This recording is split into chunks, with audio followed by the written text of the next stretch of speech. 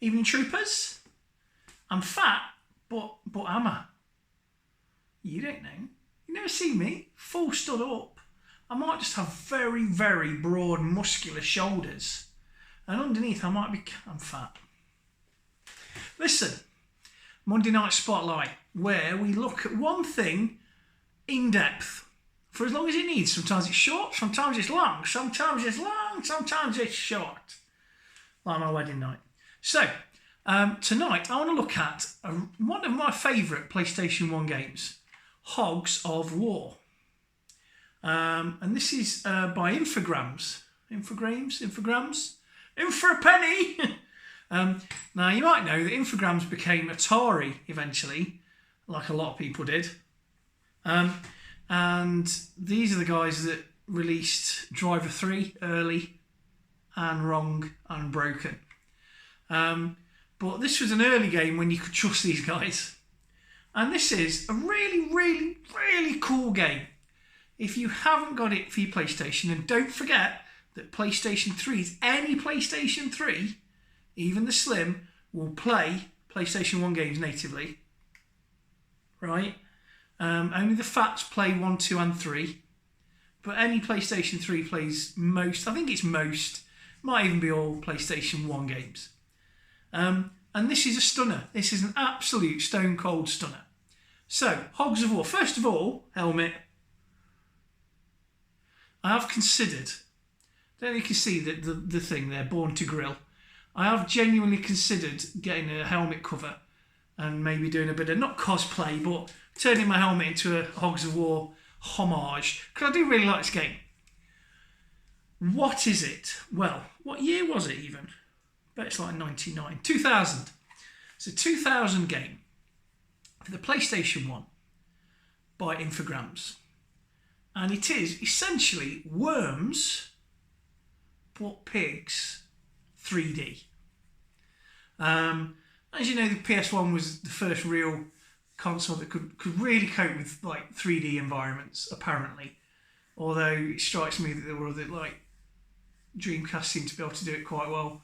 And then 64. But all I think is, yeah, anyway, ignore that because that's me being stupid. PS1 is a very good 3D machine. And Hogs of War was a 3D shooting strategy game in the style of Worms, where you have 4 characters a team, 2 teams face each other, 1 AI, 1 computer, or you could have 2 player. And what they did was they had a variety of weapons that you used depending on the tactical situation, and you took turns one at a time to fire at your enemy, and the winner in that round was the chap that had the most number of pigs left. You had to eliminate the enemy team. So it's set in an alternative reality where everyone's pigs. And they've just found a new island which is very rich in swill, which the pigs are all after. And you've got various factions fighting for control of Sostralasia, I think it is. Sostralasia.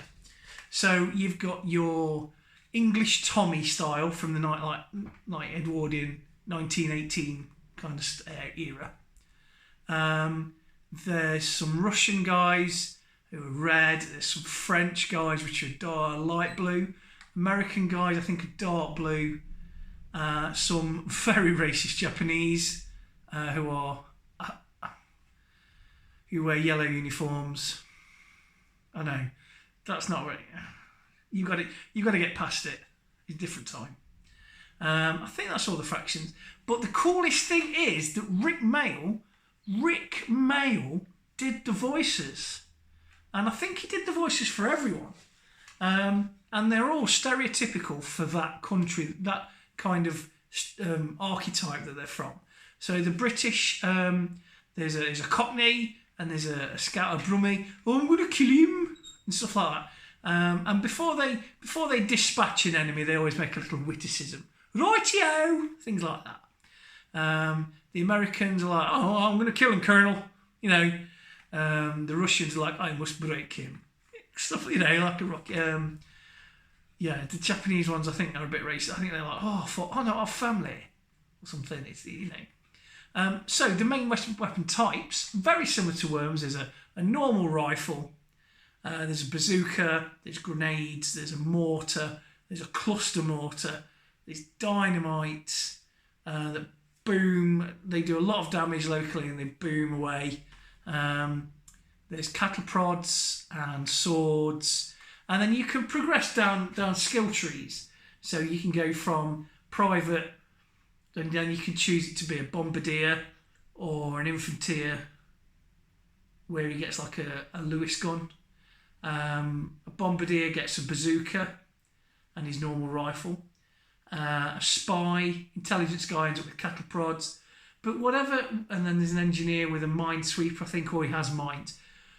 But no matter what career path you take, when you get to the top, you become an officer, and all the officers are the same, and they've got the best kit.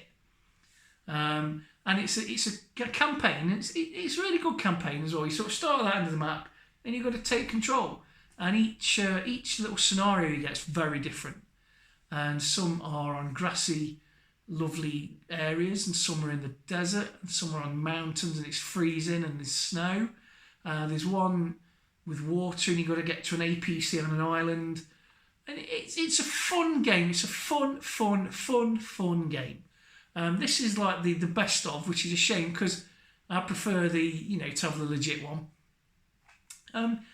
But it's a bit like Battle Royale, but a bit like Fortnite because you parachute in at the start. How weird's that? So at the end, you control Australasia, you control the swill. You can't swim. As you swim, you lose health. If you swim through swill, which is weird because everyone wants the swill. If you swim through swill, you get poisoned and you lose health. But it's funny. It is genuinely funny. So Rick Mail does the voice of the characters, but he also does the briefing before the mission in a very carnal way. I want you to go in here and show them who's boss. I want you to shoot them up, stab them up, and get the swill in the briefing. That's really funny. And then there's little faux training videos. If you're in the trenches, make sure you... And it's just funny, and it's faux film grainy.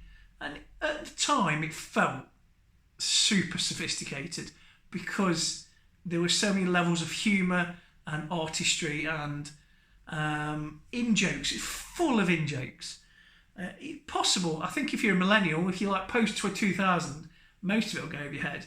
But if you're born in the late 70s, 80s, you've watched a lot of TV of that era, I think you'll get it quite a lot. So, that's my Monday Night Spotlight, the game Hogs of War.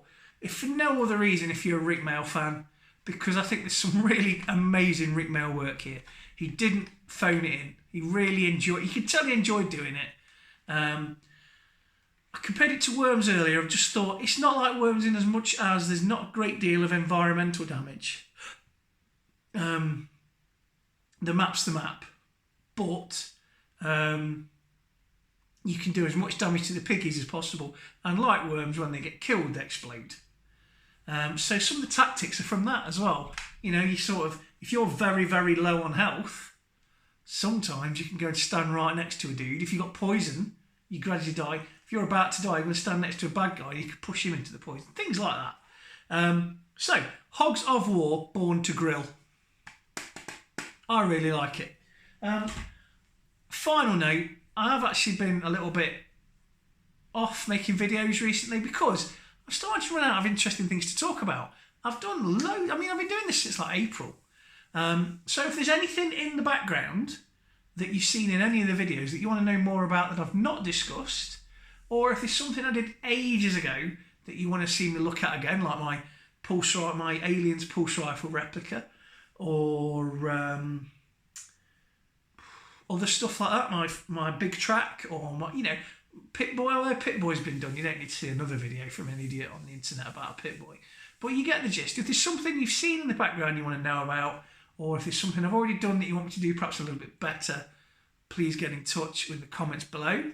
And hopefully I will see you all, what day is today? Monday. So I want to try and get back regular, and Wednesday we'll talk about perhaps books you might like, and then the weekend we'll talk about interesting stuff. So, as ever, thanks for watching. I do appreciate it. If you did enjoy this, please hit subscribe if you're not already a subscriber. ring the bell so that you get new videos. Like, don't thumbs down, thumbs up. Let's be positive. Okay? So, thanks for watching as ever. Really appreciate it.